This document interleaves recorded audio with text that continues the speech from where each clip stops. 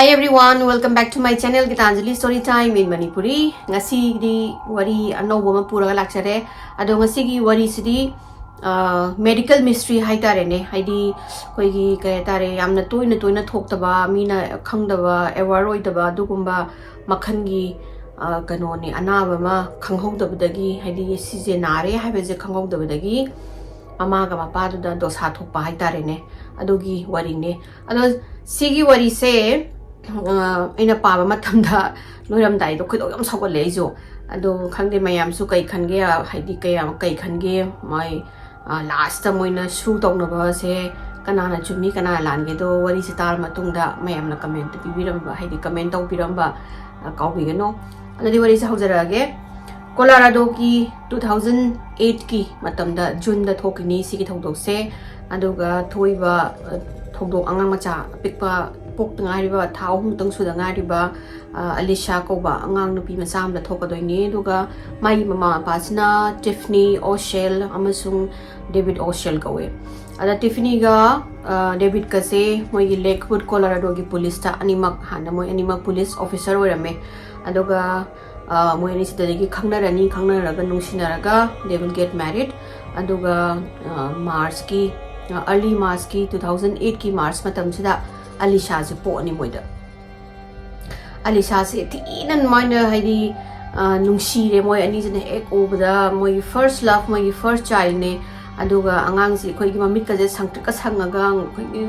khoi gi khajai ka se chabi oraga duk duk law nungsi angang moi ani je ta ngau gore Tiffany gi mama sina Jackie kawe aduga Tiffany gi mapa sina Paul kawe ado moi singje angang do ubda moi su masu hamba phangmani tin harau duna khotna tawre ado moi ani mak full time job to do ngama roi hena Tiffany na mana police oi bidagi thabak to ni oi moi gi police oi nga gi paisa budi do mana budi phangde mana hauzik magi part time ama mok to ya da bagi part time gi thaba ma tawre guard oina moi gi former moi gi criminal lai bagi moi gi reform house amada ma je part time oi ni Tiffany je adoga moi ani sina dum haigi angang do kano tawrani ayuk tamana Tiffany na laurani aduga Dave koi David to Dave na su khangnai moina ada David to na mai thabak sakhrani aduga kujeki Tiffany gi mai part time gi job se hongdong matamda mana mai mama gi mayum na gari thauraga Tiffany ja kano sina Alicia je mabok to piram doine mabok sina kuina dum kano lak tru phawa David lak tru phawa du maina lobbi he aduga tha ahum pharakpa Alicia na aduga June gi tang 2008 ki ayuk sida mama jina Tiffany jina chakhum da sung ko nung phenga kholaga laibasida moi baby monitor am lay baby monitor sida Alicia jina tumagulak pagi khagang makapa hawdo do tare tarapada kanoga di David su thabok sakhrabane anegi mana angang tum hagula amale na hagula aga magi sagi magi macha tugi macha nupi tugi ka da change changaga amaje mami pangthoga lerame madegi mana angang do ubdu da mas ma thapetanga noksei ma angang do ubdu da mamit ka do green ga oiraga mangonda yenga lerame da adegi Tiffany ni Alicia se thangkala kanda mai diaper se check tawsida diaper ro hong da yadre na ma khangbadagi changing table lam da pure angang ji puraga mamai gi angang ji gi onesies to lokthoga tawsida masai onesies to lokthoki hena mama sina mai gi kanu sina Tiffany sina Alicia gi yet ki makhong de thangkatpa khongau do ma angang do gi dress to lokthok do gi thangkatpa sida angang se khangau na kapi kanna adagi kan kai dawragi ne mana ko ingi mai makhong de ni sokor na do mana pai re angang se wanda kai kappa tum kappa se ma ji taw kum khangda na angang thangkalaga mungnu haina mana nga tak nikti ba nik pas so angang ji ya kappa ade mana kai dawra jano ne Alicia je na hangai smai na ju kapti kai no mana ngasi tum hogulak pa ka kapi ji bo sangom jo na thao ya di kamai taw du no na taw bo se da angang se da kapman na ma ji ba ko ngaw na magi living room da angang do mogi swing am lay baby swing da ana mana baby swing da hapchale magi the seat belt ga ke do bakal to biraga hujiki swing da haira ga bana tumbo bo ngai re gi angang do chinna haiba dagi kap na tumgare ga adum songom de thaoya na tum gare gi sagi kano se Tiffany je mo hai pakhale kai gino mai macha je na hangai sumai na tong dobni kai no ngasi mana se amna ningai tong ji so amna kapi ji bo na khalam ga su mai gi ngasai gi mornings gi chwai gi thong thang na ba pu na ba nongdang hala ga mo sala cha ba khope gi semam do do sem ge da ma se sem alisa se dum tum lei de gi ma sing ha ko khale angang gi sum ningai to ba oi mani ma sa hai pitang nungai tabra natragana aina pambadуда mongona nungaitaba ma yawduna oiramgani na masi kaim khandraga mai thabak to loisale mai gi du loisalaga ma sai thabak chalamdai gi mana elisa je mai car se hapiraga gari da hapaga thawre ada whole ride se moina habado minute kun muk thawe hai kano gi Tiffany gi mayum dagi na mai gi mama Jackie ga pola leiba mafam sida aduda mana porak pasida Elisa se dum lambi dum minute kun dum tumme dagi di mana hawdo oga lok mai ka kano de car se te lok thoga mabok da pibu da kaim bu kap tre da tum zu hagu tre dum si ge pat kai tum le ngang do ade mana khale o ka kaim kau drama le ma nga sai gi do na tang kha he mai gi yawon pa charu da bra kari no do na kap yorum ngani na khando ga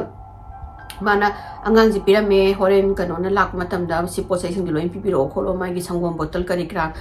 horen David na angang lok lak padan har ma ma si chakhre mai gi thabak to re kholu re aduga mana thabak halak pasida mai gi living room sida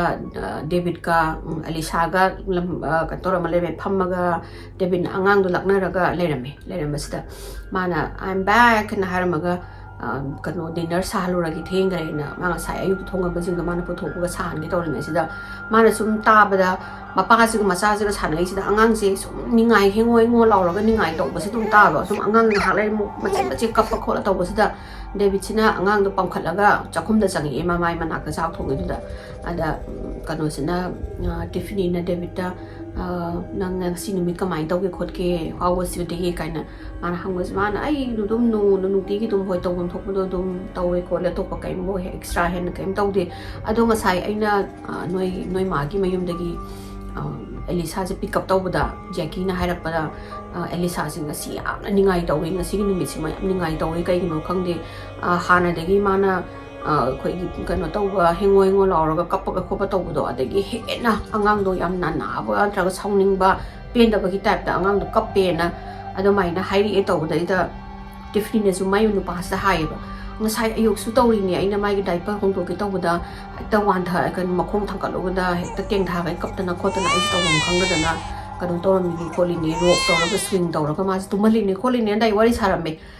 dagi mama sina oi phare ai ma kanu sina David sina phare na angang du ga nang le minaro aduga ai dinner se ai kan tawbira gi losan bira ge angang do mai di mama na kon na khara phara ni na mai na David na igare Tiffany da Elisa se aduga David na chak thonga mai di loisalaga le hore aduga kanu na Tiffany na Elisa do pammaga thammasida adum mangang do ningai dum hengoi ngo law ningai tawraga dum kappa ngata ningjang kappa do angang na adum mai taw le re taw do masu angang do masanu ngai ta borangani haina taina nol gumba dagi angang gi hidak ama pithaga masi tuman gare tumalaga nungala kanda mana angang se muningai mai nupa thabak chakhre aduga munu mi tu jong ningai tawra ga kappaga yang na hawulakpa zamana kai dawra sano ne na chenjala yeng kan angang ja hawulaga tum hawulaga makhong di amta leng da bi da kappaga le mi makhutu khak lengaga adagi mana kai dawra sano ne na angang dugi mafi wanje so lok thoi yeng kan di ngai gi right side mana pai ba kappagi makhong da hekta swell tawra le me a song no pum le me angang makhong do masa do ubu do mi hun swai lawe kanu se Tiffany je kainu mai sai kari tawra sano ngarang nung dang kem ta hawda do ngarang khakapani kem ta hawdi do ga yuk sida sok chong na pum mi se bu kai tawra sano ne mana pakhatana apu mo da makhut tamna anan ba sida tanan angang so wanda de kappa kadegi mana mai gi yet de lo impu me oi sida kai tawbi nge ya ba mana oi je makhong do kitang thangat pa sida ya de angang so wanda de kappa da adegi ma se pakhat le sidi hospital da puda yar wai chong so pom le me maram su khangre na angang dugi magi regular sum yemba pediatric doctor amale adu da hana pu sida moi dugi doctor dana anaba se khangre angang se gandu na hospital la chalaga x-ray guma ma lawraga yengna khangaroi na x-ray law son thari adagi Tiffany se la ga moi gi Denver Children Hospital da moi tharak badagi la aga mana angang is my tawai to tawai doctors amala my x-ray lauraga waiting room dang hak ngai ramo kai noi result lak tu bo kan doctor du sat khare anai elisa jina angang do pammaga tumdi tum kano se tiffany do na elisa do pammaga lai doga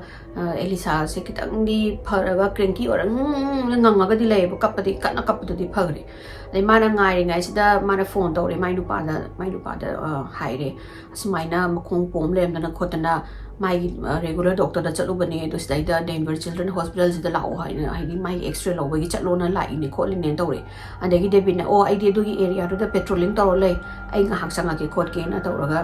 David sang e changa pa sida my nu pi do du ma sa nu pi do ga lairam badagi ma se haidi khob yo bela ga kai hai doctor na khop ma taw da my doctor lak tri khotri report lak tri na ngai ngai sida doctor sang e doctor nupa se changa aga doctor nupa se gi mamai se tam thina grave look oina uiba grave look haidi koi kai tara ne pau nungai ta ba ma pi do ki type ta na dragana kaino ma jeman haide bo wa se amna luba or yam thina koi gi complicated oiba wari sa ga doira ka haiba gi type ta do gi looks to ro chang e aduga kaim hai ta bi da follow me na hairaba adagi boy ani jisu edi kai do rom na ma sai di si doctor sam thina friendly oibine Tiffany budi nga hakhali ko masai ma si thina friendly oibine aduga kai no huji mana x-ray results para pasida yam thina cool and distant oiraga haidi nupa se kai dare ne amla sounding ba natraga yam nungaitaba conversation ama tawdore ka haiba gi type ta ne ba mana hujiki kana toise Tiffany ga David ka je yengnaraga matung inaraga like examination room da change adagi examination room se changa kan sida moina noi ani phamona doctor sina tawre adoga moi ani se phamdaraga leibasna sai doctor sina mai gi sigi report se pairaga haidi amna kaino ma mamit ka je haidi pisumani ka je sukchalaga mana haire aina nangna sanu pi noina sanu pi se gi x-ray je yenge pare aduga mai gi makhong je mafam tara mathoi thokna fracture tawre sini angang jigi makhong je 11 times thokna ti aga laire aduga all the haidi masai ti ising je healing process ta ne ba haidi ocean bagi pharak bagi kanu da lei khot isini adagi mama jina Tiffany sina what sine ba kari no na hai kai no hai du bona mana si je soidana soibo rangani madi tha hom da jungai ri ko chen chen mangang su na te anu da na khoina ma handle taw du su yamna gently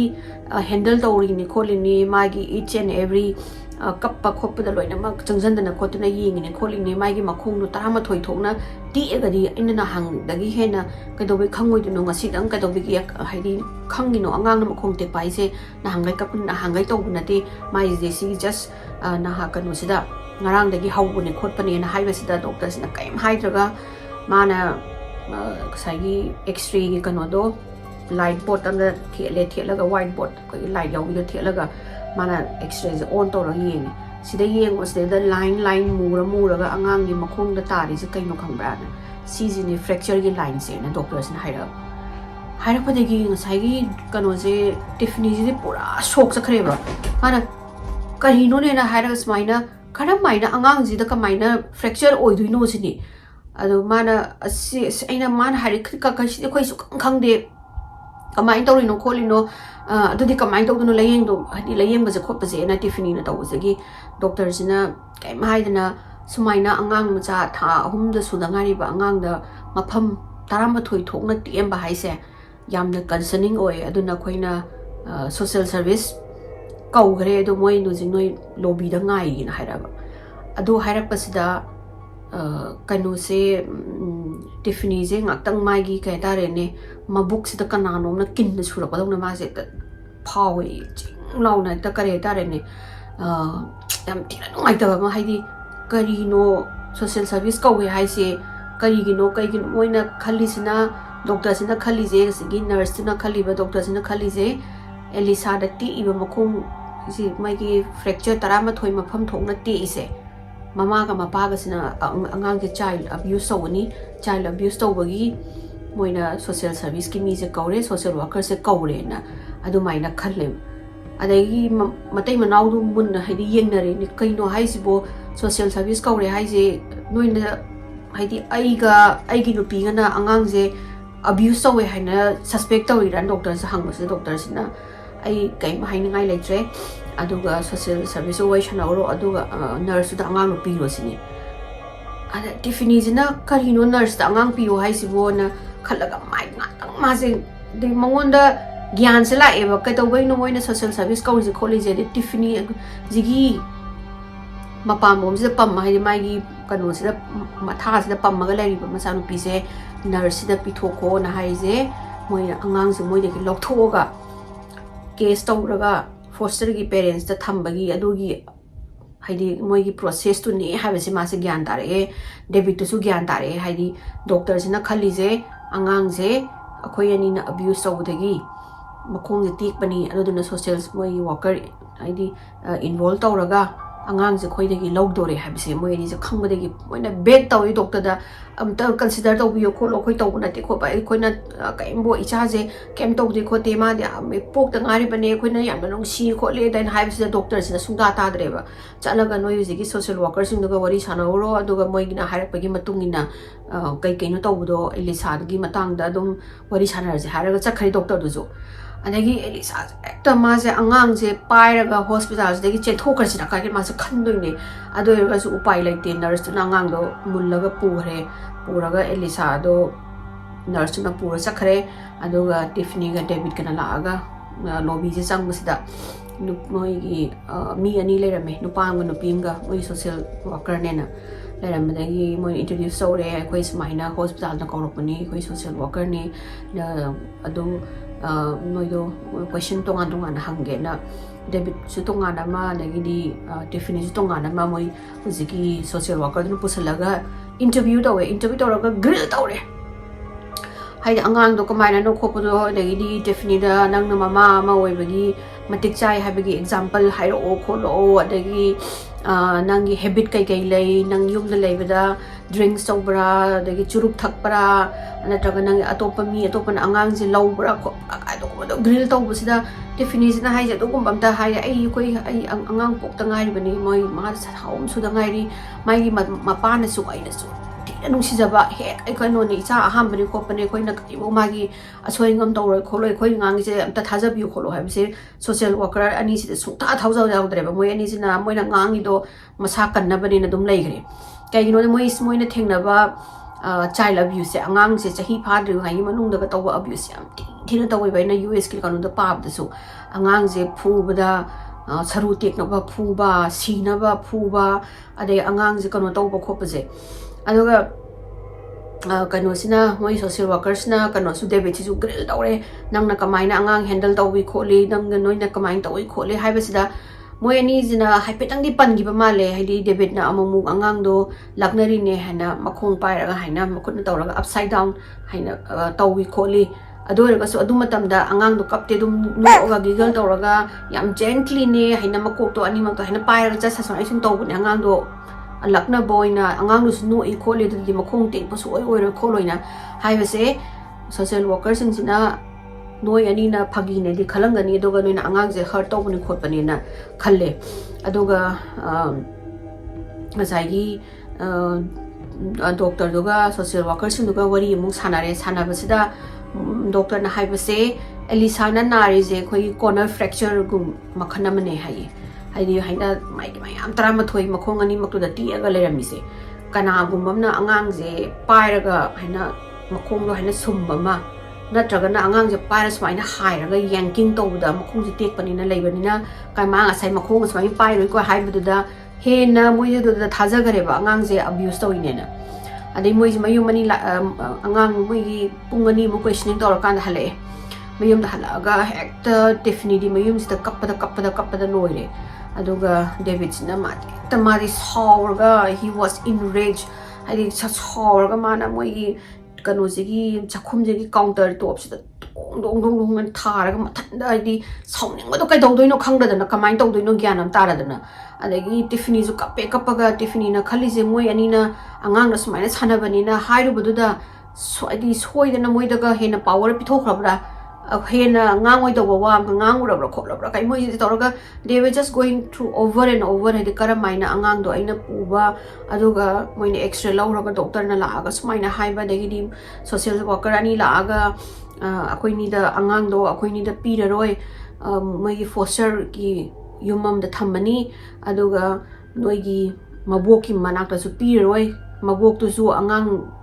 kan taw da law da yauri banina noi ahumakse child abuse ki sakkanoni suspect ni dun elisa je noi ga hala aroi na yum da halo na hairakba wa heijne ba ada mana khoina kari hairu da gi hairai no na moi ni hanjana wari sana razu upai ni kam nei tre di angang do gi moi gi court to lemna dri bobar adoga kari gi no haiba result do khangdri bobudi angang do moi manak ta leiba yar ro na du maina ko na yadare adagi elisa sina moi ani sina kan tawre debit ka moi ani na internet am ta thi se khot se angang gi sumaina bones ana mathanati am kholam ba je kai no yeng je na moi ani sina internet se hang to ga thi ba sida china kano sida tiffany sina moi ma hu ki angang sina na ba da rare oi ba angang anaba am le anaba se brittle bone disease haina hai bone sing je kano to develop to bangam draga yam lai lai na tek pa adugumba se hujiki lisana thoi sida to ba yai hana mana internet wikipedia da google la thira kan da phanga mana print out ko loi long thok to na khotna at least mana hai se hoi macha do hujiki brittle bone disease na ba hai si zo yam thina painful oi ba kano ni process amani oiraga su angang do da kamaina ka sumaina ti ami je kari gino haibam ni khangani mama mapa da abuse so wen moina khali je si je moina haidi tawde mon abuse so de si moi khangani na khanjaraga tiffany ga david kasina print out ko lo thok to na khotna tawraga si angang logi bagi numit humni su basda court moi kan tawre saman tawre lawana saman taw basda lae laaga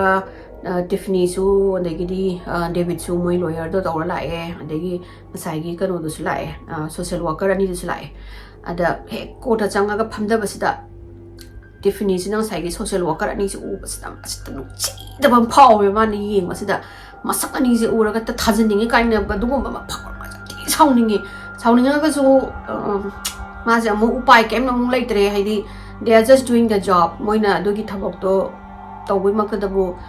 social worker oina laini kholi ne do na mang kai no upai leitamni na upai leitraga sum mana yam sida ba do haidi angang no pura chakhiba yam sakka na ga moida question hangba khotpa mayam aduga noi ju suspect ni angang child abuse ki kai haib adu tab ne ba tiffany na ti ne I kai moi ni ju ubasida ane mana ju just switch away haidi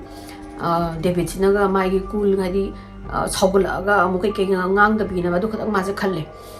adai moi trial je hauraga che chang ni x-ray nong se kai mayam do just the utle laga moina makha ta ba kari no nang kai haining khotning ena just na mo tiffany da hange tiffany ge david ka sina change ada tiffany je makuch ka ni e ma ji court manung ji da hagi che do mai phikau du thora pada de mana phikau do de puthora che je mana bell lift na just piraga sumaina brittle bone disease ko ba amalai khole sisu yam rare ba genetic ki anaba mani ado asmaina baby sta aina makhong tek pa khot pa se si je oigali khole du si je gem tang che de test to bi kholo aiga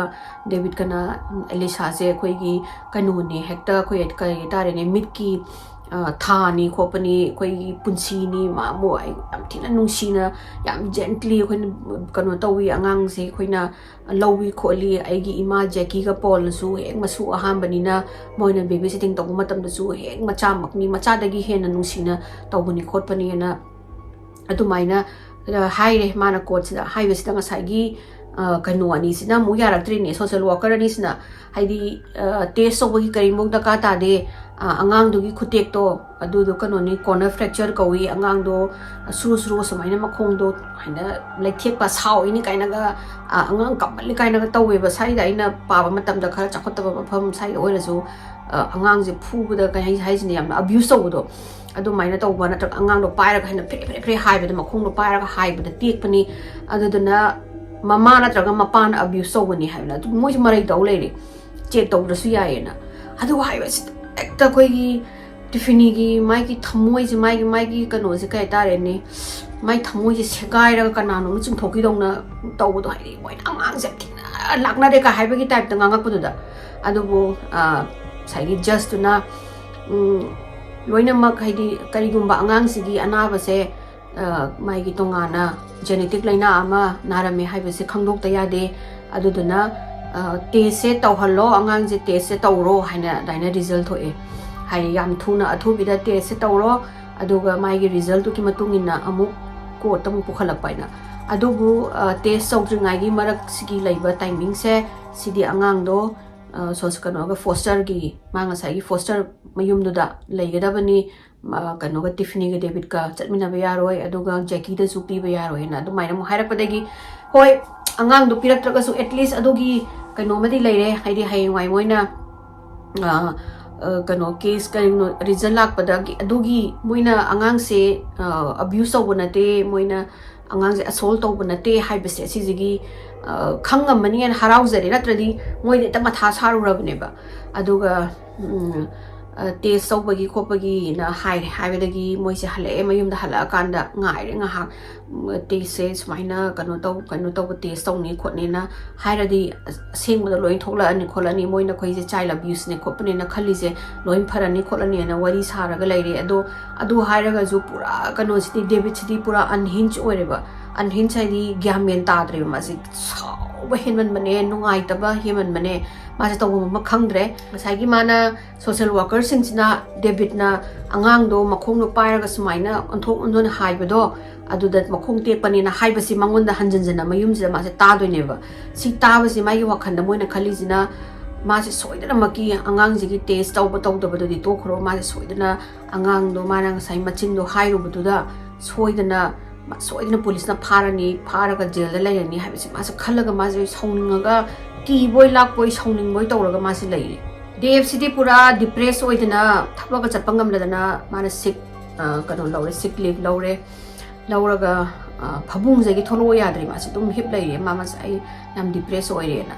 adaga manangai kaimo haidi just try to be strong aina nupisina david da moina haidi nang na angang da abuse tawre na khan kano tawbagi ni khan bakatani kaisunate sidi koina test tawbaga result do la ani kholani na kaim kholuno na dumaina theming asida phone ko mai phone king e moi gi mayum gi landline sida ade mana changa phone je paikhala kan di moi ngasai asha jing do loina mak thongnau de paithokrani phone lai se ngasai gi social worker kano duna da gi phone lai social worker sing de gi laga angang gi test to tawrani ado appointment di kano da tha ahum leiraga phangen hairaba adagi pura kano ji tiffany je ping law ma songning ba ma adagi di mai gi mabuk si doi gi koro khonga songning ma na ta khoi isa ka si mihun ga je pai thoki do ma se saur kari no hari jibo tha ahum de kai no sini tha ahum hai angang gi mapun sida tha ahum hai je noina khoi nak ta angang no pi draga di noina test tawdri bo angang ju pi ro oina hai pi draga di angang du gi tha ahum je khoi punsi chu pa phangaroi dongni kholoroi dongni noina du maina kai no thang ahum doi du kholi do sini ada moi social worker gi mi sing na di yam thina chingnai angang je abuse tawba ni aduduna noi gi hai aduduna test se angang je phagalakra phagatabra ni yeng noi ni sini hana kai gum angang je na phagala aga tik tik laung na masa pharaga di tha ahum ji gi manungda adoraga di noina abuse tawbune je khangdoi ni kari gum angang jina mai gi genetic anaba leidana khotana tawe haraga di tha asigi leiba hapta asida angang jigi x-ray amu loraga khangani phai phate phatraga di noina haidi anga saigi test to adudo tawbi khotke na tawni do huji tawgiro ena daina hairapadagi tiffany jina kamaina david sida kamai haidino gyan tadre ba haidi macha to tha ahum moi manak te leiroidoi angang tha ahum suba angang na tha ahum leitaba haise there's a lot of time days mama paduna angang do lemi haidi lemina daba haise adagi tiffany na khalle oh social worker singjina moi je hekta kano tawge habase moi je guilty na te aduga macha se mama mapa ga legidabani haibagi asa se su moi de adu su kan khande moi na khali se angang jiga mama mapa jiga angang jiga thengna handaba ina adu khalle na tiffany na khalle adagi mana chatlaga david ta haire sumaina moi do child abuse ne na convince tawrona moi na court kano da police ta che thangkat le hai aduga angang dusu adaina nang na pathang anga on bada makong luti ine na kholin na haire kholin to de ekta ngasai di David na songning ga lai ngai si ma khena songning ga reba karino hai si bona ada dogi nongan basida Tiffany gi mabu bok am le Charles saina kanu ga hem na lun di nei David ka yam adi moi ani jam tina kanu yam na bai tare ne pool sana ba khot pa moi de ga satna yam close hoye ada masina Charles ma yum sida pura saluk tawraga kuchu comment ga loi ola bani David se mana thong thilla kan da Charles hang tola kan mana chong la o David makha moi gi basement da pool sana us la kholo na tawraga mama ji ju to min kum thare ga Charles na ada de ka mai na tawre khole kanu na David in hang sida David sina makok se pre hairaga ai ka dong no khangdre ai hope ta leidre moina pura aigi kano dagi police ki maigi khangnabadagi pau lai je sumaina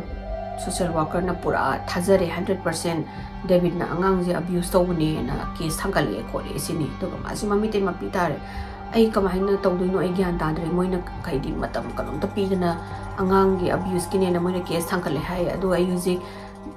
te ma ta bum khangdre ba ai na mona Charles mana haire kari gumba moina ai je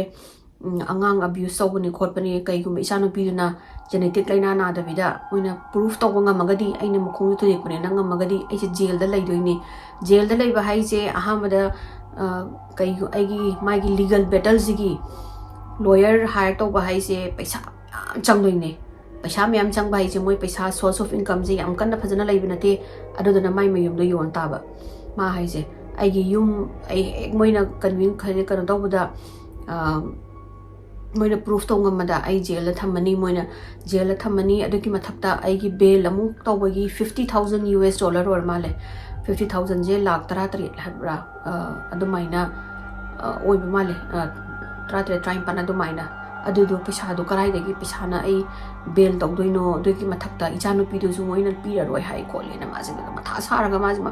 mapi ra chelaga Charles tamame degi Charles su tawum khangdre mana consulaga is have fed nang kano taw lai da thajau kholo soidana kano taw jani khot chani taw usda mana ko ka hairaga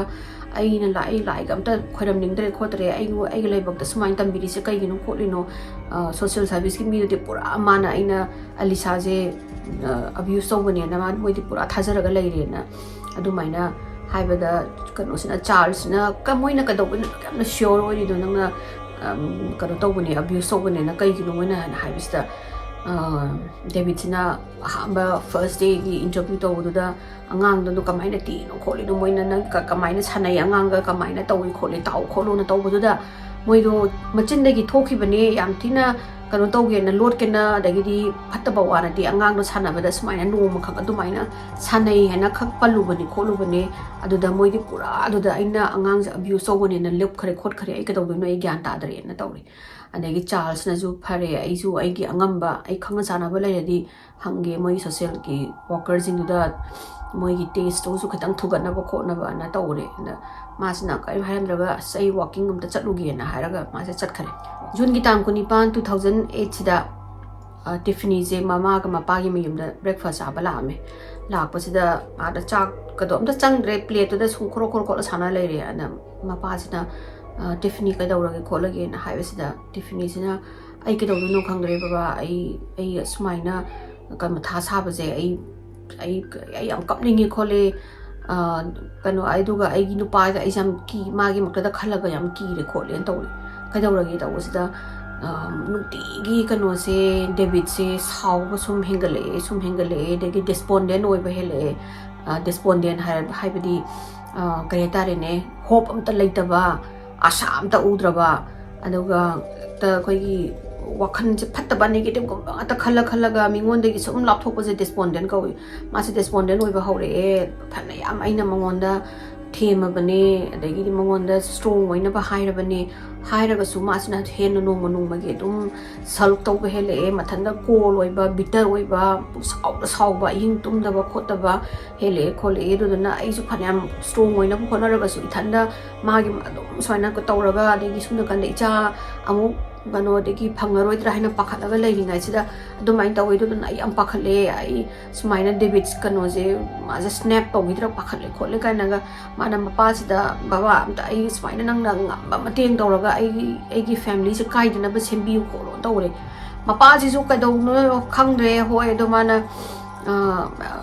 ꯑꯩꯅ ꯉꯝꯕꯉꯩ ꯂꯣꯏꯅ ꯇꯧꯒꯦ ꯈꯣꯠꯀꯦ ꯑꯗꯨꯕꯨ ꯄꯩꯁꯥ ꯑꯗꯨꯝ ꯃꯆꯥꯗꯨꯕꯨꯗꯤ ꯍꯥꯏꯗ꯭ꯔꯦ ꯈꯪꯉꯤ ꯃꯆꯥꯅꯨꯄꯤꯗꯨꯁꯨ ꯈꯪꯉꯤꯅꯦ ꯃꯣꯏꯒꯤ ꯃꯃꯥ ꯃꯄꯥꯁꯤꯁꯨ ꯄꯩꯁꯥ ꯌꯥꯝ ꯄꯥꯏꯕ ꯅꯠꯇꯦ ꯑꯗꯨꯗꯨꯅ ꯃꯣꯏꯒꯤ ꯀꯦꯁ ꯍꯧꯔꯛꯄ ꯃꯇꯝꯗ ꯀꯌꯥꯝ ꯃꯇꯦꯡ ꯄꯥꯡꯉꯝꯗꯣꯏꯅꯣꯁꯨ ꯈꯪꯗꯦ ꯑꯗꯒꯤ ꯀꯩꯅꯣ ꯀꯔꯤꯒꯨꯝꯕ ꯖꯦꯜꯗ ꯆꯠꯈ꯭ꯔꯒꯅ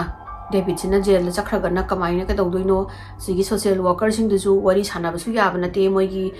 ꯃꯣꯏꯅ ꯈꯜꯂꯤꯕ ꯋꯥꯈꯜꯗꯨꯁꯨ ꯍꯣꯡꯇꯣꯛꯑ ꯌꯥꯕ ꯅꯠꯇꯦ ꯀꯩꯗꯧꯗꯣꯏꯅꯣ ꯈꯪꯗꯗꯅ ꯃꯄꯥꯁꯤꯁꯨ ꯄꯣꯜꯁꯤꯁꯨ ꯍꯣꯏ ꯑꯩꯅ ꯑꯉꯝꯕꯉꯩ ꯇꯧꯒꯦ ꯈꯣꯠꯀꯦꯅ ꯑꯗꯨꯃꯥꯏꯅ ꯍꯥꯏꯔꯦ ꯑꯗꯒꯤ ꯃꯥꯅ ꯑꯩ ꯀꯩꯗꯧꯗꯣꯏꯅꯣ ꯈꯪꯗ꯭ꯔꯦ ꯑꯩꯁꯦ ꯂꯣꯌꯔ ꯑꯃꯒꯗꯤ ꯎꯅꯕ ꯐꯅꯤ ꯀꯩꯒꯨꯝꯕ ꯀꯩꯅꯣꯁꯤꯅ ꯗꯦꯕꯤꯠꯁꯤꯅ ꯖꯦꯜꯗ ꯆꯪꯈ꯭ꯔꯗꯤ ꯀꯔꯝꯃꯥꯏꯅ ꯀꯦꯁꯀꯤ ꯀꯃꯥꯏꯅ ꯇꯧꯕ ꯈꯣꯠꯄ ꯄꯩꯁꯥ ꯂꯤꯒꯦꯜ ꯐꯤ ꯀꯃꯥꯏꯅ ꯇꯧꯕ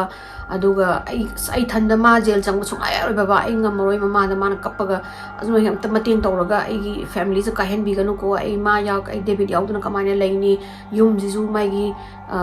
ꯀꯩꯅꯣꯒꯤ ꯂꯤꯒꯜ ꯕꯦꯇꯜ ꯇꯧꯔꯛꯑꯗꯤ ꯃꯥꯅ ꯀꯦꯁ ꯀꯣꯠꯇ ꯂꯦꯞꯄꯛꯑꯒꯗꯤ ꯂꯣꯌꯔ ꯗꯔꯀꯥꯔ ꯇꯥꯔꯛꯀꯅꯤ ꯂꯣꯌꯔꯒꯤ ꯄꯩꯁꯥꯗꯣ ꯄꯤꯅꯤꯡꯉꯥꯏ ꯂꯩꯇꯕꯅꯤꯅ ꯌꯨꯝꯁꯦ ꯑꯃꯨꯛ ꯌꯣꯜꯂꯅꯤ ꯁꯣ I'm going to lose my house I'm going to lose my husband my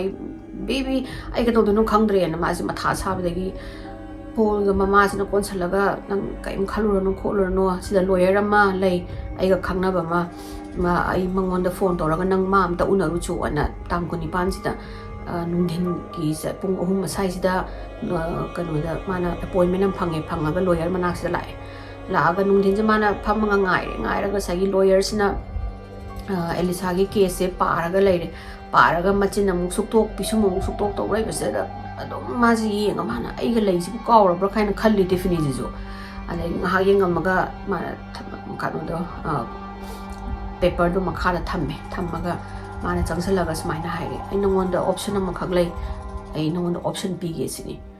ꯑꯗꯒꯤ ꯇꯤꯐꯤꯅꯤꯁꯦ ꯍꯥꯏꯐꯦꯠꯇꯪ ꯍꯣꯞ ꯂꯩꯕꯗꯨꯗ ꯑꯣ ꯐꯔꯦ ꯀꯩꯅꯣ ꯍꯥꯏꯕꯤꯔꯛꯑꯣ ꯑꯩ ꯑꯗꯨꯝ ꯑꯉꯥꯡꯁꯤꯒꯤ ꯃꯇꯥꯡꯗ ꯐꯅꯦꯕ ꯄꯣꯠꯉꯩ ꯂꯣꯏ ꯇꯧꯗ꯭ꯔꯣꯕꯅꯤꯅ ꯃꯥꯅ ꯗꯦꯕꯤꯠꯇꯣ ꯅꯪ ꯗꯤꯚꯣꯔꯁ ꯇꯧꯔꯣ ꯑꯗꯨꯗꯨꯒ ꯑꯉꯥꯡꯗꯣ ꯅꯪꯅ ꯂꯧꯅꯕ ꯍꯣꯠꯅꯔꯣ ꯇꯧꯕꯁꯤꯗ ꯉꯁꯥꯏꯒꯤ ꯇꯤꯐꯤꯅꯤꯁꯦ ꯑꯗꯨ ꯇꯥꯕꯁꯤꯗ ꯃꯥꯁꯦ ꯄꯤꯡ ꯂꯥꯎꯅ ꯁꯥꯎꯋꯦ ꯅꯨꯄꯥꯁꯤꯗ ꯌꯦꯡꯉꯒ ꯂꯣꯌꯔꯁꯤꯗ ꯃꯥꯅ ꯀꯔꯤꯅꯣ ꯑꯩꯒꯤ ꯌꯨꯝꯁꯦ ꯀꯥꯏꯗꯅꯕ ꯃꯇꯦꯡ ꯇꯧꯕꯤꯌꯣ ꯍꯥꯏꯔꯒ ꯃꯥꯅ ꯀꯔꯤꯒꯤꯅꯣ ꯗꯦꯕꯤꯠꯇꯒꯤ ꯑꯩꯅ ꯗꯤꯚꯣꯔꯁ ꯂꯧꯔꯒ ꯑꯉꯥꯡꯁꯦ ꯂꯧꯁꯟꯅꯕ ꯇꯧ ꯍꯥꯏꯁꯤꯕꯨ ꯉꯥꯎꯔꯕ꯭ꯔꯣꯅ ꯃꯥꯅ ꯈꯜꯂꯦ ꯃꯥꯅ ꯅꯪ ꯐꯥꯒꯤ ꯇꯧꯔꯤꯔ ꯁꯤꯅꯤ Are you joking ꯏꯟ ꯀꯩꯅꯣꯁꯤꯗ ꯑꯣꯟꯁꯤꯜꯂꯒ ꯃꯥꯅ ꯍꯪꯉꯤ ꯐꯥꯒꯤ ꯇꯧꯔꯤ ꯅꯠꯇ꯭ꯔꯥ ꯅꯪꯒꯤꯗꯣꯏꯅ ꯑꯗ ꯂꯣꯌꯔꯁꯤꯅ ꯅꯠꯇꯦꯅ ꯍꯥꯏꯔꯕ ꯃꯥꯅ ꯑꯩꯒꯤ ꯄ꯭ꯔꯣꯐꯦꯁꯅꯦꯜꯒꯤ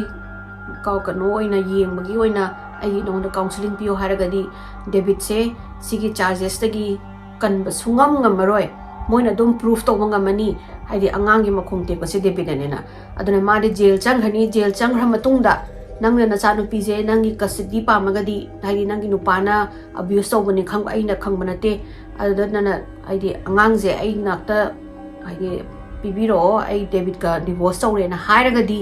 ꯅꯪ ꯑꯉꯥꯡꯁꯦ ꯐꯪꯕꯒꯤ ꯆꯥꯟꯁꯦꯁ ꯂꯩ ꯅꯠꯇ꯭ꯔꯒꯗꯤ ꯅꯪꯁꯨ ꯈꯪꯅ ꯑꯗꯨ ꯗꯤꯚꯣꯔꯁ ꯇꯧꯗꯅ ꯂꯩꯔꯒꯗꯤ ꯅꯪꯉꯣꯟꯗ ꯄꯤꯔꯛꯑꯔꯣꯏ ꯑꯉꯥꯡꯁꯦ ꯑꯗꯨꯝ ꯐꯣꯁꯇꯔ ꯀꯦꯌꯔꯗ ꯂꯩꯈ꯭ꯔꯅꯤꯅ ꯑꯗꯨꯃꯥꯏꯅ ꯍꯥꯏꯔꯛꯑꯕ ꯃꯥꯅ ꯑꯩ ꯑꯗꯨꯒꯤ ꯃꯇꯥꯡꯗ ꯑꯩ ꯀꯔꯤꯝꯕꯨ ꯈꯟꯅꯤꯡꯗꯦ ꯑꯗꯨꯒꯤ ꯃꯇꯥꯡꯗ ꯅꯣꯏ ꯋꯥꯔꯤ ꯑꯃꯨꯛ ꯁꯥꯔꯛꯑꯃꯅꯨ ꯍꯥꯏꯔꯝꯃꯒ ꯃꯥꯅ ꯂꯣꯌꯔꯁꯤꯗ ꯑꯩ ꯀꯣꯟꯅ ꯅꯉꯣꯟꯗ ꯐꯣꯟ ꯇꯧꯔꯛꯀꯦ ꯍꯥꯏꯔꯒ ꯁꯥꯎꯔ ꯍꯧꯒꯠꯂ ꯆꯠꯂꯦ ꯑꯗ ꯃꯥꯅ ꯃꯌꯨꯝꯒꯤ ꯀꯥꯔ ꯔꯥꯏꯗꯁꯤꯗꯕꯨꯗꯤ ꯋꯥꯈꯜ ꯈꯜꯂꯦ ꯍꯥꯏꯗꯤ ꯀꯃꯥꯏꯅ ꯇꯧꯕ ꯈꯣꯠꯄ ꯀꯩꯒꯨꯝꯕ ꯃꯥꯁꯦ ꯀꯩꯅꯣꯁꯤꯅ ꯗꯦꯕꯤꯠꯁꯤꯅ ꯁꯨꯃꯥꯏꯅ ꯆꯪꯈ꯭ꯔꯗꯤ ꯀꯩꯗꯧꯕ ꯈꯣꯠꯄ ꯍꯣꯏ ꯃꯥ ꯈꯪꯉꯤ ꯗꯦꯕꯤꯠꯅ ꯑꯉꯥꯡꯗꯣ ꯅꯣꯡꯃꯗ ꯑꯗꯨꯃꯥꯏꯅ ꯍꯔꯠ ꯇꯧꯔꯣꯏ ꯈꯣꯠꯂꯣꯏ ꯑꯗꯨ ꯑꯣꯏꯔꯒꯁꯨ ꯀꯔꯤꯒꯨꯝꯕ ꯍꯧꯖꯤꯛꯀꯤ ꯁꯣꯁꯤꯌꯦꯜ ꯋꯥꯔꯀꯔꯁꯤꯡꯁꯤꯅ ꯄ꯭ꯔꯨꯐ ꯇꯧꯔꯒ ꯃꯣꯏ ꯀꯔꯤꯒꯨꯝꯕ ꯃꯥꯁꯦ ꯆꯪꯈ꯭ꯔꯒꯗꯤ ꯖꯦꯜꯗ ꯆꯪꯉꯒꯗꯤ ꯄ꯭ꯔꯤꯖꯟꯗ ꯌꯧꯈ꯭ꯔꯒꯗꯤ ꯑꯉꯥꯡꯁꯦ ꯑꯩꯉꯣꯟꯗ ꯂꯩꯍꯧꯅꯕꯁꯦ ꯗ ꯑꯣꯡꯂꯤ ꯑꯣꯞꯁꯟ ꯏꯁ ꯗꯤꯚꯣꯔꯁ ꯍꯥꯏꯔꯛꯄꯁꯦꯅ ꯃꯥꯁꯦ ꯈꯜꯂꯒ ꯍꯣꯏ ꯃꯥ ꯗꯤꯚꯣꯔꯁꯄꯨꯗꯤ ꯂꯧꯔꯣꯏ ꯍꯥꯏꯗꯤ ꯑꯁꯨꯛ ꯌꯥꯝꯅ ꯀꯩꯅꯣ ꯂꯨꯔꯕ ꯆꯤꯔꯕ ꯃꯇꯝꯁꯤꯗ ꯃꯥꯅ ꯅꯨꯄꯥꯗꯨꯗ ꯆꯠꯂꯒ ꯅꯪ ꯗꯤꯚꯣꯔꯁ ꯄꯤꯕ ꯅꯠꯇꯅ ꯑꯉꯥꯡꯗꯣ ꯑꯩ ꯐꯪꯉꯔꯣꯏꯅ ꯀꯃꯥꯏꯅ ꯍꯥꯏꯔꯨꯅꯤ ꯑꯩꯅ ꯃꯉꯣꯟda ꯋꯥꯔꯤ ꯁꯥꯔꯨꯅꯤ ꯑꯗꯨꯅ ꯑꯇꯣꯞꯄ ꯑꯃꯨꯛ ꯂꯣꯌꯔ ꯑꯃꯗꯒꯤ ꯑꯦꯗꯚꯥꯏꯁ ꯑꯃꯨꯛ ꯇꯥꯔꯒꯦꯅ ꯃꯥꯁꯦ ꯃꯌꯨꯝꯗ ꯍꯜꯂꯛꯑꯒ ꯃꯥꯅ ꯀꯩꯅꯣ ꯃꯃꯥꯗꯁꯨ ꯑꯗꯨꯃꯥꯏꯅ ꯋꯥꯔꯤ ꯁꯥꯔꯝꯃꯦ ꯁꯨꯃꯥꯏꯅ ꯂꯣꯌꯔꯗꯨꯅ ꯑꯗꯨ ꯍꯥꯏꯔꯛꯑꯦꯅ ꯃꯥ ꯑꯃꯨꯛ ꯀꯣꯟꯅ ꯑꯃꯨꯛ ꯀꯩꯅꯣꯗ ꯇꯥꯡ 30ꯗ ꯑꯃꯨꯛ ꯎꯅꯗꯣꯏꯅꯦꯅ ꯑꯗꯨꯒ ꯇꯥꯡ 30 ꯖꯨꯟꯒꯤ ꯇꯥꯡ 30 2008 ꯁꯤꯗ ꯉꯁꯥꯏꯒꯤ ꯑꯦꯂꯤꯁꯥꯁꯦ ꯃꯥꯒꯤ ꯐꯣꯁꯇꯔꯒꯤ ꯃꯃꯥꯗꯨꯅ ꯄꯨꯔꯒ ꯂꯥꯛꯑꯦ ꯂꯥꯛꯑꯒ ꯃꯥꯅ ꯗꯣꯛꯇꯔ ERꯗ ꯂꯥꯛꯑꯦ ꯍꯧꯖꯤꯛꯀꯤ ꯗꯦꯟꯚꯔ ꯆꯤꯜꯗ꯭ꯔꯦꯟ ꯍꯣꯁꯄꯤꯇꯥꯜꯁꯤꯗ ꯃꯥꯅ ꯆꯪꯉꯀꯥꯟꯗ ꯗꯣꯛꯇꯔ ꯑꯝꯇꯗ ꯋꯥꯔꯤ ꯁꯥꯒꯦ ꯈꯣꯠꯀꯦ ꯁꯨꯃꯥꯏꯅ ꯑꯦꯂꯤꯁꯥꯒꯤ ꯃꯇꯥꯡꯗꯅꯦ ꯈꯣꯠꯄꯅꯦ ꯇꯧꯕꯗꯒꯤ ꯗꯣꯛꯇꯔꯁꯤ ꯂꯥꯛꯑꯦ ꯂꯥꯛꯑꯒ ꯀꯩꯅꯣ ꯌꯦꯡꯕꯁꯤꯗ ꯑꯦꯂꯤꯁꯥꯁꯤ ꯀꯞꯄꯒ ꯊꯦꯝꯕ ꯌꯥꯗꯒꯩ ꯃꯃꯥꯁꯤꯅ ꯍꯥꯏꯗꯤ ꯁꯨꯃꯥꯏꯅ ꯅꯤꯛꯑꯒ ꯂꯩꯔꯝꯃꯦ ꯍꯥꯏꯗꯤ ꯄꯝꯃꯒ ꯑꯉꯥꯡꯗꯣ ꯊꯦꯝꯃꯒ ꯂꯩꯔꯝꯃꯦ ꯐꯣꯁꯇꯔ ꯀꯩꯅꯣꯁꯤꯅ ꯃꯥꯗꯔꯁꯤꯅ ꯑꯗꯨꯒ ꯍꯥꯏꯗꯤ ꯗꯣꯛꯇꯔꯁꯤꯅ ꯆꯪꯉꯛꯑꯣ ꯂꯥꯛꯑꯣ ꯑꯦꯛꯖꯥꯝ ꯀꯩꯅꯣꯗ ꯑꯉꯥꯡꯗꯣ ꯄꯣꯔꯛꯑꯣ ꯑꯦꯛꯖꯥꯃꯤꯅꯦꯁꯟ ꯔꯨꯝꯗ ꯆꯪꯕ ꯂꯥꯛꯑꯣꯅ ꯆꯪꯉ ꯌꯦꯡꯕꯁꯤꯗ ꯀꯩꯗꯧꯔꯒꯦꯅ ꯍꯥꯏꯔꯦ ꯃꯥꯅ ꯀꯩꯗꯧꯔꯒꯦ ꯑꯉꯥꯡꯁꯦꯅ ꯃꯥꯅ ꯈꯪꯗꯦ ꯁꯨꯃꯥꯏꯅ ꯑꯩ ꯅꯥꯛꯇ ꯍꯞꯇꯥ 2 ꯁꯨꯔꯦ ꯂꯥꯛꯏꯁꯦ ꯑꯗꯨꯒ ꯑꯉꯥꯡꯁꯦ ꯑꯗꯨꯝ ꯈꯪꯗꯦ ꯀꯞꯄꯦ ꯈꯣꯠꯂꯦ ꯑꯗꯨꯒ ꯃꯥꯒꯤ ꯀꯩꯅꯣꯁꯤꯁꯨ ꯑꯉꯥꯡꯁꯤꯡꯁꯨ ꯀꯩꯅꯣ ꯁ꯭ꯄ꯭ꯂꯤꯟ ꯍꯥꯞꯄꯒ ꯂꯩꯔꯝꯃꯦ ꯍꯥꯏꯗꯤ ꯃꯈꯣꯡ ꯀꯩꯅꯣ ꯇꯧꯗ꯭ꯔꯕ ꯂꯦꯡꯗꯅꯕ ꯃꯈꯣꯡꯒꯤ ꯀꯩꯅꯣꯁꯤꯡꯗ ꯁ꯭ꯄ꯭ꯂꯤꯟ ꯍꯥꯞꯄꯤꯅ ꯁ꯭ꯄ꯭ꯂꯤꯟꯗꯣ ꯍꯥꯞꯄꯒ ꯂꯩ ꯑꯗꯣ ꯃꯥꯗꯣ ꯂꯦꯡꯉꯣ ꯌꯥꯗꯦ ꯃꯈꯣꯡꯁꯨ ꯃꯈꯨꯠꯁꯨ ꯑꯝꯇ ꯂꯦꯡꯉꯣ ꯌꯥꯗꯦ ꯑꯗꯣ ꯍꯞꯇꯥ 2ꯁꯤꯗ ꯑꯩ ꯅꯥꯛꯇ ꯂꯩꯕꯁꯤꯗ ꯗꯦꯚꯂꯞ ꯇꯧꯒꯗꯧꯕ ꯑꯗꯨꯁꯨ ꯗꯦꯚꯂꯞ ꯇꯧꯗꯕ ꯃꯥꯜꯂꯦ ꯈꯣꯠꯂꯦ ꯑꯗꯨꯒ ꯃꯥꯁꯦ ꯑꯃꯨꯛ ꯃꯥꯒꯤ ꯕ꯭ꯔꯤꯗꯤꯡꯒꯤ ꯄꯦꯇꯔꯟꯁꯦ ꯌꯥꯝ ꯊꯤꯅ ꯐꯔꯛ ꯇꯥꯏ ꯃꯁꯥꯗꯣ ꯑꯩꯈꯣꯏꯒꯤ ꯁꯣꯔ ꯌꯥꯝ ꯋꯥꯅ ꯍꯣꯜꯂꯒ ꯔꯦꯁꯄꯤ ꯑꯣꯏꯕ ꯋꯤꯖꯤꯡ ꯁꯥꯎꯟ ꯍꯥꯏꯗꯤ ꯑꯁꯃꯥ ꯅꯥꯕ ꯃꯤꯅꯒ ꯂꯣꯛ ꯈꯨꯕꯗ ꯍꯦ ꯂꯥꯎꯕꯗꯣ ꯑꯗꯨꯃꯥꯏꯅ ꯈꯦꯔꯒ ꯀꯩꯅꯣ ꯍꯣꯜꯂꯤ ꯈꯣꯠꯂꯤ ꯀꯃꯥꯏꯅ ꯇꯧꯔꯤꯅꯣ ꯈꯪꯗꯦ ꯅꯣ ꯃꯦꯇꯔ ꯑꯩꯅ ꯃꯥꯁꯦ ꯀꯞꯇꯅꯕꯅ ꯐꯅꯌꯥꯝ ꯇꯧꯔꯁꯨ ꯑꯗꯨꯝ ꯀꯞꯄꯒ ꯂꯩꯔꯦ ꯈꯣꯠꯂꯦ ꯑꯝꯇ ꯌꯦꯡꯕꯤꯌꯣ ꯑꯗꯨꯒ ꯃꯥꯒꯤ ꯃꯈꯣꯡꯁꯨ ꯑꯗꯨꯝ ꯁ꯭ꯋꯦꯜ ꯇꯧꯔꯒ ꯂꯩ ꯁꯨꯡꯍꯟ ꯍꯟꯊꯗꯦ ꯐꯕ ꯃꯥꯟꯗꯦ ꯁꯤꯅꯤ ꯑꯗꯒꯤ ꯗꯣꯛꯇꯔꯁꯤꯅ ꯐꯔꯦ ꯑꯗꯨꯗꯤ ꯑꯦꯂꯤꯁꯥꯗꯣ ꯑꯩꯉꯣꯟꯗ ꯄꯤꯔꯛꯑꯣ ꯈꯣꯠꯂꯣꯅ ꯃꯥꯅ ꯃꯃꯥꯁꯤꯗꯒꯤ ꯂꯧꯈꯠꯄꯁꯤꯗ ꯊꯕꯩ ꯀꯞꯄꯦ ꯑꯉꯥꯡꯁꯦ ꯍꯥꯏꯗꯤ ꯄꯥꯏꯔꯨꯕ ꯈꯨꯗꯤꯡꯗ ꯃꯉꯣꯟꯗ ꯍꯦꯛꯇ ꯑꯩꯈꯣꯏꯒꯤ ꯅꯥꯕꯒꯤ ꯑꯉꯥꯡꯁꯤꯅ ꯑꯩ ꯀꯩꯅꯣꯃ ꯑꯩꯉꯣꯟꯗ ꯄꯥꯏꯔꯛꯀꯅꯣꯒ ꯍꯥꯏꯕꯒꯤ ꯇꯥꯏꯞꯇ ꯑꯉꯥꯡꯁꯦ ꯍꯦꯛꯇ ꯃꯔꯩꯒꯁꯦ ꯀꯩꯅꯣ ꯇꯧꯗꯣꯏꯅꯦꯕ ꯈꯞꯈꯩ ꯑꯩꯈꯣꯏꯒꯤ ꯋꯥꯟꯊ ꯀꯞꯄꯦ ꯑꯉꯥꯡꯁꯦ ꯑꯗꯩ ꯗꯣꯛꯇꯔꯁꯤꯅ ꯊꯦꯝꯃꯒ ꯃꯥꯒꯤ ꯀꯩꯅꯣꯁꯤꯗ ꯊꯝꯃꯦ ꯇꯦꯕꯜꯗ ꯊꯝꯃꯒ ꯃꯥꯅ ꯃꯈꯣꯡꯁꯦ ꯄꯥꯏꯔꯒ ꯊꯥꯡꯒꯠ ꯇꯧꯋꯦ ꯍꯦꯛ ꯊꯥꯡꯒꯠꯂꯒ ꯑꯗꯨꯝ ꯑꯉꯥꯡꯁꯦ ꯍꯦꯛꯇ ꯁꯤꯒꯩ ꯀꯞꯄꯦꯕ ꯑꯗꯩ ꯑꯃꯁꯦ ꯄꯥꯏꯕꯗꯁꯨ ꯀꯞꯄꯦ ꯑꯗꯒꯤ ꯃꯥꯅ ꯇꯞꯅ ꯁꯨꯃꯥꯏꯅ ꯄꯥꯏ ꯍꯥꯏꯅ ꯇꯞꯅ ꯃꯈꯣꯡꯗ ꯅꯥꯟꯕꯗꯁꯨ ꯑꯉꯥꯡꯁꯦ ꯋꯥꯟꯊ ꯀꯞꯄꯦ ꯑꯗꯒꯤ ꯃꯥꯅ ꯀꯩꯅꯣ ꯇꯧꯔꯦ ꯗꯣꯛꯇꯔꯁꯤꯅ ꯀꯩꯅꯣꯁꯤꯗ ꯍꯥꯏꯔꯦ ꯐꯣꯁꯇꯔ ꯃꯥꯗꯔꯁꯤꯗ ꯃꯥꯁꯦ ꯊꯥ 3ꯒꯤ ꯑꯉꯥꯡꯅ ꯇꯧꯒꯗꯕ ꯊꯕꯛꯇꯣ ꯍꯥꯏꯗꯤ ꯇꯧꯗ꯭ꯔꯦ ꯃꯥꯒꯤ ꯗꯤꯕꯂꯞꯃꯦꯟꯁꯦ ꯃꯥꯒꯤ ꯃꯣꯇꯣꯔ ꯁ꯭ꯀꯤꯜꯁꯦ ꯑꯉꯥꯡ ꯊꯥ 3ꯒꯤ ꯑꯉꯥꯡꯅ ꯗꯤꯕꯂꯞ ꯇꯧꯗꯧꯗꯣ ꯇꯧꯗ꯭ꯔꯦ ꯈꯣꯠꯇ꯭ꯔꯦ ꯑꯗꯨꯗꯨꯅ ꯑꯩꯁꯦ ꯃꯥꯒꯤ ꯐꯔꯗꯔ ꯇꯦꯁ ꯈꯔ ꯗꯔꯀꯥꯔ ꯇꯥꯏꯌꯦꯅ ꯑꯗꯨꯃꯥꯏꯅ ꯍꯥꯏꯔꯦ ꯑꯗꯨꯒ ꯉꯁꯥꯏ ꯗꯣꯛꯇꯔꯁꯤꯅ ꯀꯣꯂꯣꯝꯁꯤ ꯂꯧꯊꯣꯛꯑꯒ ꯑꯉꯥꯡꯁꯤꯗ ꯄꯥꯏꯔꯛꯄ꯭ꯔꯥ ꯌꯦꯡꯒꯦꯅ ꯑꯉꯥꯡꯁꯦ ꯄꯣꯠ ꯂꯣꯏꯅ ꯇꯥꯞ ꯂꯣꯏꯅ ꯄꯥꯏꯔꯅꯤꯗꯅ ꯃꯥꯅ ꯄꯥꯏ ꯌꯦꯡꯕꯁꯦ ꯑꯉꯥꯡꯁꯦ ꯍꯧꯖꯤꯛ ꯀꯣꯂꯣꯝꯁꯤꯗ ꯅꯥꯜꯂꯒ ꯑꯗꯨꯝ ꯄꯥꯏꯕ ꯃꯈꯨꯠ ꯁꯨꯃꯥꯏꯅ ꯇꯥꯁꯟꯕ ꯉꯝꯗ꯭ꯔꯦ ꯑꯗꯒꯤ ꯃꯥꯅ ꯑꯃꯨꯛ ꯍꯥꯏꯔꯦ ꯁꯤꯗꯤ khitang mangonda problem maigi makhong tekpata nate something is very wrong with the baby adudana khara genetic test khara run tawragen hairaba asigi genetic test sing jineba ngasai kanona definina kanoda court ta tawbiyon hairise aduga social worker singduna tha ahum leitho thamiba test neba moina doctor na huji tawranena adagi mana mu haire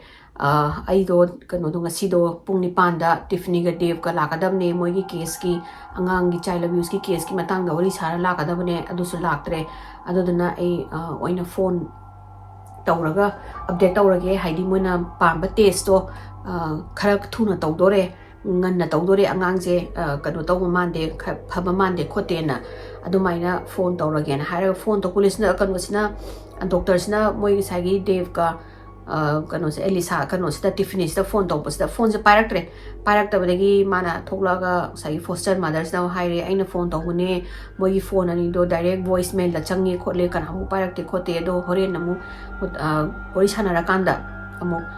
tawrage khotlage na haire aduga angang se pukhalai si ju tam 13 June gi tam 13 dare ba pukhalai se 2008 da adagi saigi angang do doctor dona kano tawringai da examination tawringai da mana ma pan thoga phone tawraga saigi social worker ani da phone tawraga smaina Elisa do kappadagi khoppadagi makhong pomba handhadabadagi la ine kholene do doctor jingduna test khara genetic test khara tawge moi khara jingnai kholena haire kholena tawsida saigi kano sina social worker ani sina thank you nang phone tawraga haibirak pa khotpa phare ai kano da Tiffany ga David ga moi phone tawraga kano tawragi soidana update tawrage na hairaga lairaga ngahak pungkhai mung lairakanda sai phone amung tawre social worker amazina social service worker sina phone tawraga mana aina moido phone tawbune phone do sumpai pairaktre khotre dum voicemail la chat leire do soidana ai moiga pau phaunaraga soidana di मोइदा पाउ पिरगेन हारपदगी कनोजिसु poster माजु मोइ कसैगी mother दिसु फरे मोइदो सिदा खंगजरदी टेस खरा तौरदी मोइसु हराउजरानि खोलमनि फरे न तौरगा दुमाइना लैरे लैरगा नुमित्सदा पुंग अहुम तसले नुंधनगी जूनगी तांग कुंथ्रासिदा ददा जैकी से टिफनी के मामा पापा से नाइरमी मोइसे नुमित तांग कुंथ्रासे नुमित्से याम अरुबा अपॉइंटमेंट मयाम लैयेबा लैबनिना सोइदना मोइना हाइदि सत्तबा यादबा अपॉइंटमेंट नेबा अदुदुना टिफनीना अपडेट तौरंगेना मामादा हाइबनेबा अयुक्से अयुकी पुंग निपान तारकपसि साइसिदना ngसाइगी डॉक्टर दुगा उनाबा ngसाइ डॉक्टर लाक्ते हारपदो उनाबा अदुदुगा मोइगी चाइल्ड अब्यूज की मतंगदा वा डॉक्टर गा वरी साननी अदु हलागा पुंग 12 दना डेविड से मागी कनोसिगा लॉयर सिगा चटलगा पुलिस स्टेशन दा डिटेक्टिव सिंगना क्वेश्चनिंग तौदोइनी अदुगी इंटरव्यू चकनी खोकनी अदु हलकपगा ममादा पाउ पिरकनी हाइबनी अदुसु पाउ जो पुंग 9 दजु पाउ पिरक्तरे माना दगी जैकी ना फोन तौबुजु पाइरक्तरे अदुगा मु पुंग 12 दा मु डेविड की मु उननी हाइबदुगी मतंगदा अपडेट तौरकनी हाइबदुसु अमुक तौरक्तरे जैकी से फोन फने ट्राई तवे अमुक डेविड तमुक तवे दगी कनो दमुक तवे टिफनी दमुक तवे मोई फोन से दुम वॉइस मेल दुम चटपा दगी मयुम गे लैंडलाइन दमुक तवे अदुसु कनामु फोन पाइरक्तबी अदे कदौर सानो ने माजे याम नुंगाइत्रे हाइदि कइगिनो मोइना इम्पोर्टेंट गनो लै हारगा नत्रगा मोयो अददा फोन तौबा यारदना फोन को स्विच ऑफ लैखरगा लैखरबरा खोखरबा पुलिस स्टेशन दगा नमु खल्ले अदगी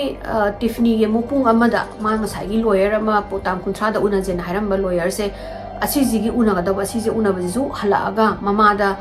अपडेट तौदोइनेबा अदु अपडेट तौबगी त पाउस लाक्तबदगी टिफिन कनोजे जैकी से मथा सारे पाखतलेनी पाखतलगा मानन पुंग अहुम नुंदांगी पुंग कनोगी नुंदा नुंधिनगी पुंग अहुम तासले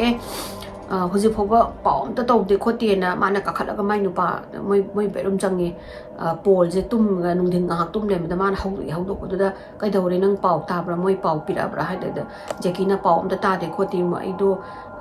पाखत मले मोइदो ngसाइ पुंग 9 की मतुंग दजु तौरक्तरे 13 की अपॉइंटमेंट मतुंग दजु अपडेट लाक्ते अदुगा पुंग अमदा मोइगी अपॉइंटमेंट लेबने दुसु अदु चलुरे खोले हाइबगी कनामबु टिफनी दैसु लाक्ते अमता चलुसु लाउ खोलो अमता गेंगुजे मोइ मयुमदा चलगा न हाइबसिदा पोलजिना स्पेयर की पाइरे पाइरगा मोइ अनिसे करी थौदो थौरे थौरगा मोइ मयुमदा यौरे यौबसिदा हे कनोजिदगी मोइगी थोंगानजि यौबसिदा जैकीगी मबुक मनुंगसिदा खोई कनो मस्वाइ लाउबा म फावेबा मोइ कनोगी डेविड की कार सिगा अदुगा टिफनी की कार सिगा मोइगी ड्राइव वे दुदा खामगा लेरमे अदु उबदने माना स्वाइ होइसे कइगिनो दा मोइ लैबा हाइसे मोइ मयुमदा मयुम मनुंगदा लैरमगनी सोइदना अदुदु कगदवइनो मोइनो फोन पाइरक्ट्रिजेना अदगी चंगा अकांदना मोइ हुई अम लै डेविड का टिफनी की असिगी हुई से युंगी मपानदा लेपगा फमगा हाइदि फना कोइना मपानदा लैरुबगी मनुंग चंगनिंगबगी खोंगा कप्पगा लैबदा दुमाइना तौरमि अदु उबसिदा साइगी जैकी सिना खले कइनो बिसुकिदना कइतौरब सानो इसासिदा याम नुंगाइतबा सिक फीलिंग अमा फाउ मोन ओनिंगबा मसागा सुय अखोइगी मथमोइगा जे हम अखोइगी सोय लाउबा कनो जिंग लाउबस मासे फाउरे अदि मोइ थोंग थिल्ले मोइना जैकी कनो जे जैकी सिना थिल्लगा डेविड टिफनी ना थोंग थिन मसे फोन कनामु रिप्लाई तौरक्तरे कनामु थोलक्तरे लाक्तरे दगी फोन तौबुजु पाइरक्तरे अदुगा मोइना रिंग युमदे रिंग तौबुजे युमगी लैंडलाइन रिंग तौबुजे मोइ तारे ताबदगी पोलजिना आई स्पेयर कीजना हांगतोगा आई चंगागा येंगे अदुगा कन तौरमजेसिने आई दुगा कनो तौसला मोइदो काइदा लैबनो खोपनो येंजेना थोंगजे हांगतोगा चंगबसिदा ममाजगा मपाजगना आइदि साइगी पोलगा जैकीगिसना कइनो माने तबा कइनो म फावे कइनो युमसे इमममगा चिएबा मी लैबगी मखोनदौना तौदि अदा मोइना कदाइ चखरम मोइ अनि जिबु गाड़ी से थममगा काइसि यौग्रबनो फोन जमदा पाइद्रिजिबोना तौरेदा माना आई कनोसिदा नंग मोइगी बेडरूम दा चंगुरो पोल नंग अदुगा आई 911 कौगेना माना जैकीसिना लेपगा लैबा अदुगा पोलसिना मोइगी बेडरूम दा चंगिबगसिदा माना 911 डायल तौगेना तौबगा पोलसिना अखोइगी ब्लड कर्लिंग कनो स्क्रीम तौदोने अखोइगी त पखटना लाउरक्तोने ममाजिसु ngसाइगी जैकीसिसु चेंजले का मनुंग चेंजला कानदि मोइना उरे माइ मचानुपिदो का माइगी कनो मया नुपासिगा सीरगा लैरमे डेफ्तना Tiffany na tumingay da mana may police ki nong may na kapa halani matudo anuga mathanda nong may do onsilaga mathanda kapcharaga si lerame haptam lerakanda koi phumure kano singdo asiba haksangani do phumure phummaga hapta ama lerakanda elisagi mai blood sagi test tawgiba results ding no lae hana pau tare la akanda moi gi results gi matung inadi Tiffany ga David kan angang je abuse tau deba so tau he tau de angang do kano nate accident nate lagi corner fracture nate banarami do aduga moina yamna chingna ba brittle bone disease haido adu su nate angang do na narami se ya he na hojiki brittle bone disease ju yam rare oiba genetic anaba mne adubu angang sida narami sisu adagi he na rare oiba laina ama na laramani laina sigi maming sina spinal muscular atrophy ana yamna fatal oiba angang nadi fatal haidi sibagi kano chances yam wangba anaba mo oilerame aduga sigi anaba sigi nungaitaba haiba bu magi layeng naba treatment laite aduna angang dadi adum kuina hingdaba male sigi anaba sigi spinal muscular atrophy sina kaidawi haibada muscle sing develop tawba ngamoidone muscle develop tawba ngamdaba sina angang sigi makok support tawba adagi lepa ngamaktaba adagi kano khoi phambagi kano ngamaktaba aduga mai kano singje brain je shrink oiba weaken oiba aduga brain cells singje kano tarene mai shrink to hola matungda akoi spinal cord ta protein ama yawe hai sigi protein jisu mathanda lower ta holaga angang sigi saru je imblop tawdaga mathanda angang mathanda texture ni ma saru je kana ambong no kano tawru banate magi hujiki angang sina nariba kano sina yam rare oiba illness na aduga doctor na moina dogi kano gi matungina result la ko matungina moina harise either magi pokpagi angang do normal pokpani pokpagi process ta moina mathanda pairaga angang chingthup khop tawbada texture pa ma manungda natragana ma se ti aga oina porakpa oiramgani na du maina kano na doctors na conclusion tare matungda di angang se mamaga sigi kano sina maboka sina haidi Tiffany gi ma pasina Jackie ga Paul ga sina angang se fight tawrani court ta haidi piro moida custody piro angang se na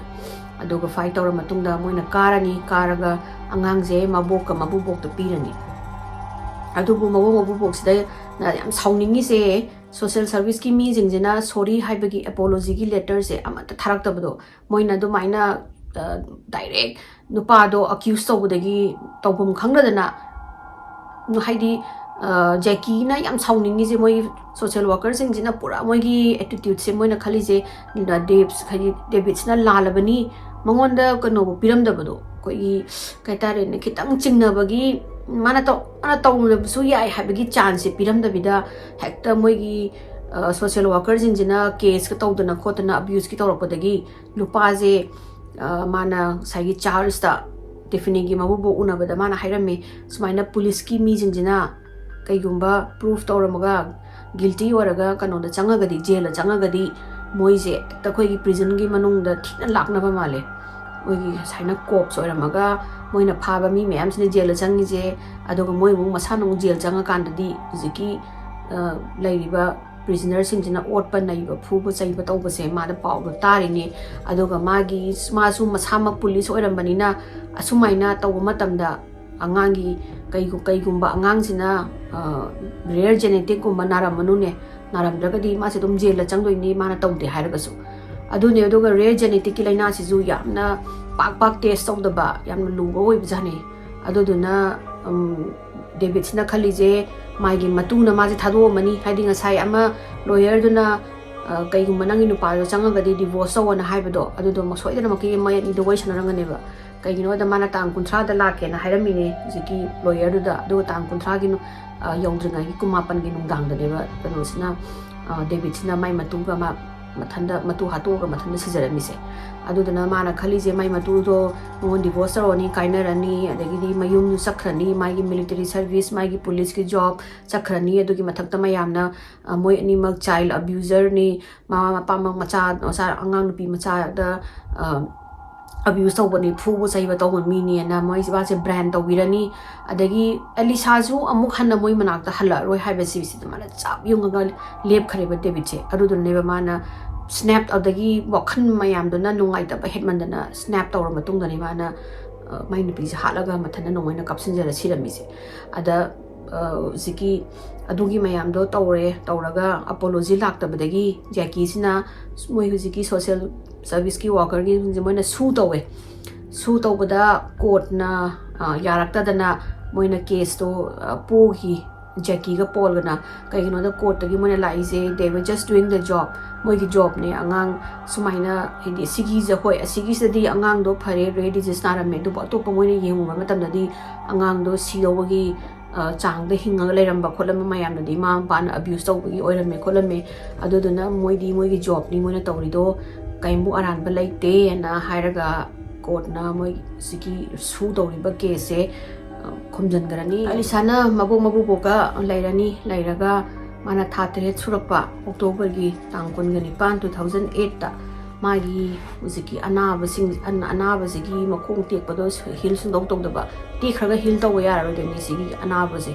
adu kai hil tong na poto amata na te moi adu do mata sales na sadre ba aduga angang du sigrani sigraga mama ga mapaga mafam da phumbi gare aduga mabuziki Jackie ga Paul na gana mayau angang mai gi masunupi gi anaba sigi matangda mayamda kano awareness pinaba adugi kano ko tawe charity muga tawraga angang haina different rare disease na ba jing mina khangdaba mystery khoi medical mystery oiba rare anaba mayam se sigi jingji matangda hena phangnaba charity ma hangani aduga machunupi gi mamingda moina sigi kaigum adu charity si hangloine Elisa gi mamingda aduga mama magi machaga magi masanupi siga mayanu paga do karigumba sigi aware se oramagadi moi gi situation do soidana maki change to ngamamgani aduna mayam so khangnaba aduga saina victim oiraba mama pajingda moina laaga kanbinaba moiga wari sananaba moina mating tawnaba ne haina kanna hojik phawba Jackie ga Paul ga kana hotnaraga leiri adi mayam ai gi wari je saida loisinjarage ai so ahamba ta wari je tar kanda social worker sing ta phuninge do moi gi job tawraga su khangde moina topa case mayam thengram dong wale phata ba aduna maybe mama padana oiramani na haibna chapnung lepambo oirambusu yai aduga moina hekta victim amabu adi until moina leina kari not guilty until kano do proven naina haibam lei ani proof tawdribo mado guilty nate haiba ma adu to khandabagira natraga David to nakadobaino kaigumba numini ni humni da ngoirasu ma chontharaga ngairamagadi masadu su moi manakta moi gi leminaba soidna phangamgadra hana khalle adi loisinjaragi mayam aigi wari se like tawbiyu share tawbiyu subscribe tawbiyu adi mathangi wari dong thengnarasi ko bye